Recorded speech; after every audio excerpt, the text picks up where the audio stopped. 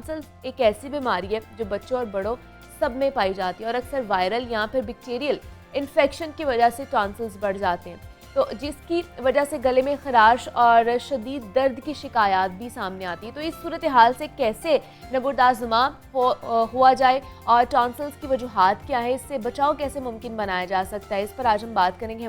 हमें इस वक्त ज्वाइन किया है प्रोफेसर डॉक्टर राशिद ज़िया साहब ने, माहिर अमराज़ नाक कान और गला हैं। और डॉक्टर साहब आपको खुश आमदीद कहती हूँ जागो लाहौर में। कैसे हैं आप? जी thank you very much. Doctor साहब पहले तो ये बताइए कि जैसे ही हमारा मौसम चेंज होता है ना, तो बहुत सी जो मौसमी बीमारियां हैं उनका शिकार होना शुरू हो जाते हैं और ख़ासतौर पर बच्चे इस मौसम में बहुत ज़्यादा बीमार होते हैं। टॉन्सिल्स का मसला ज़्यादा क्यों बढ़ता जा रहा है, और दूसरा मुझे बताएं कि टॉन्सिल्स होते क्या हैं ताकि जो हमारे देखने वाले हैं उनको डिटेल में पता चल सके। गले का खराब होना या टॉन्सिल की इन्फेक्शन बच्चों में खास तौर पे 5 से 6 साल के बच्चों में बहुत ज्यादा है जी। ये आपकी बात बिल्कुल बजा है कि मौसम की तब्दीली से जिस्म में कुछ तब्दीलियां रूनुमा होती हैं। इस वक्त हमारी मदाफियत थोड़ी सी कम पड़ती है। We have to adjust in a new climate. उसके लिए जरूरी है वालिदैन पे कि बच्चों के खाने पीने में थोड़ी सी तब्दीली रखें या एहतियात रखें। टॉन्सिल गले के अंदर मुंह के पिछले हिस्से में 2 बड़ी बड़ी ग्लैंड्स हैं। ये नॉर्मली हमारे जिस्म में कोई खास काम नहीं करते।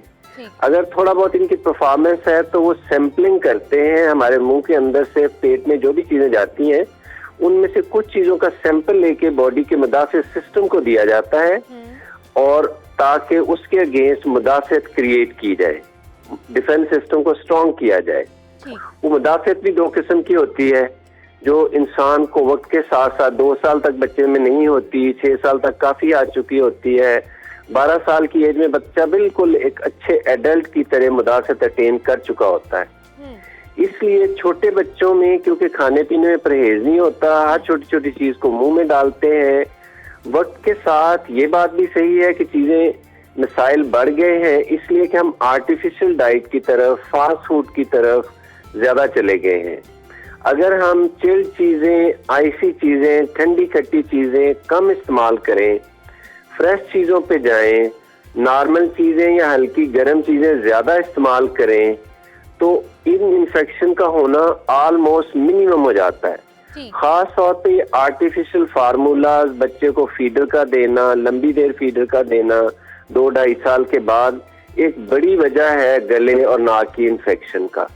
इसको कम से कम फीडर को इस्तेमाल करना चाहिए, बिठा के देना चाहिए, ड्यूरिंग फीड बच्चे को एक्टिव रखा जाए, और नॉर्मल रूम टेम्परेचर पे, बॉडी टेम्परेचर पे जो चीजें हम खाते हैं ये बॉडी बेस्ट डाइजेस्ट भी करती है और मुदाफियत भी क्रिएट करती है।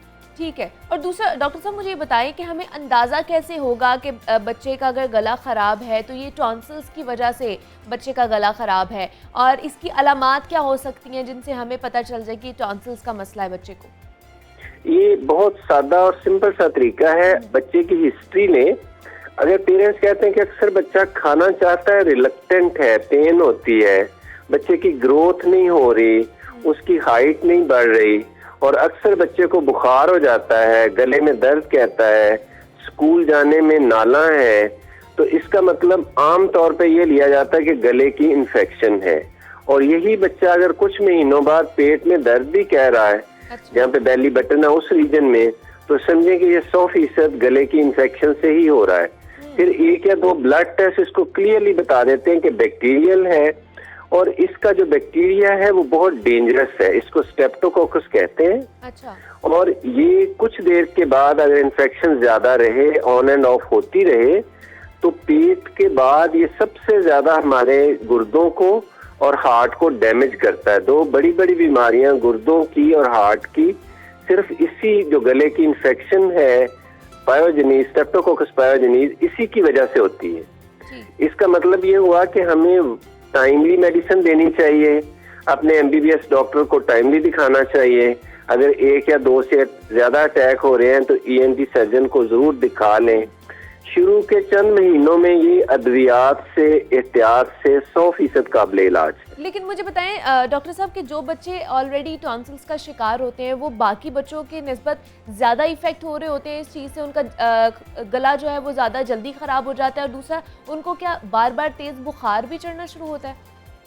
ये बिल्कुल सही है कि गले में दर्द का होना, बुखार का होना, खाने पीने में दुश्वारी पेश आना, दो बड़ी अलामत जो है, एक तो है इन्फेक्शन की सूरत में, दूसरा ये है कि टॉन्सिल इन्फेक्शन कम करते हैं 2-4 साल के बाद, फिर वो इतना बड़ा हो जाता साइज कि रात को बच्चा सोता है तो मुंह खुला होता है, छोटी छोटी आवाजें आती हैं, बच्चा हिलता बहुत है, छोटी छोटी बैलिस्टिक मूवमेंट करता है, जर्क लगाता है, या बेड वेटिंग करता है, नाइटमेयर्स होते हैं।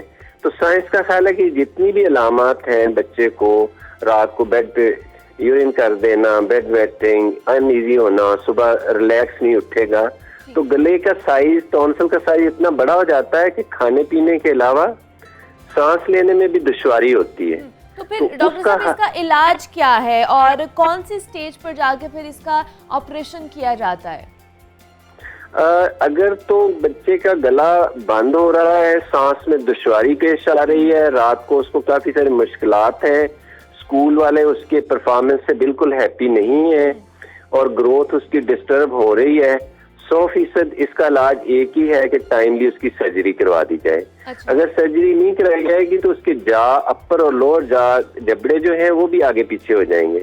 फिर दांतों के जितने मसाइल हैं, दांतों का वो जो डेंट ये लगते हैं ब्रेसेस, वो भी आने शुरू हो जाएंगे। इसलिए अगर टाइमली हम गले का और एडिनॉइड का सर्जरी करवा दें तो बच्चे की आने वाला बचपन बहुत बेहतर हो जाएगा। और दूसरा मुझे बताएं फिर उसके बाद क्या एहतियात होती है फिर कि खाने पीने के हवाले से या किसी और चीज़ के हवाले से एहतियात करनी पड़े? टॉन्सिल का ऑपरेशन एक दफा कर दिया जाए तो लाइफ टाइम में दोबारा जरूरत नहीं पड़ती। एहतियातें तो एक नॉर्मल बंदे के लिए ही, जब तक बच्चा 12 साल तक नहीं होता उसने थोड़ी सी एहतियात ज्यादा करनी है। हाथ का बार बार धोना, कुल्ली करना, हमारे वजू एक बेहतरीन तरीका है। नॉर्मल टेम्परेचर या वार्म टेम्परेचर पे चीजें लेना बहुत बेहतर तरीका है इन चीजों को सॉल्व करने का। मिल्क लिया जाए, मिल्क प्रोडक्ट ज्यादा लिए जाए, नेचुरल डाइट पे जाया जाए, बच्चे को फल की तरफ ज्यादा से ज्यादा अट्रैक्ट किया जाए। जो बच्चे फल खाते हैं, सिंपल चीजें खाते हैं, वो आम तौर पे डॉक्टरों के पास नहीं आते। और बच्चों की वैक्सीन तो एक फर्ज समझा जाए, वाजिब ना समझा जाए, इसको बिल्कुल बहुत जरूरी समझा जाए कि बच्चों की वैक्सीन अपने बच्चों के डॉक्टर जो कहे वो बचपन में जिन लोगों को वैक्सीन प्रॉपर लगी होती है, आम तौर पे उनकी इन्फेक्शन बहुत कम होती है। जी।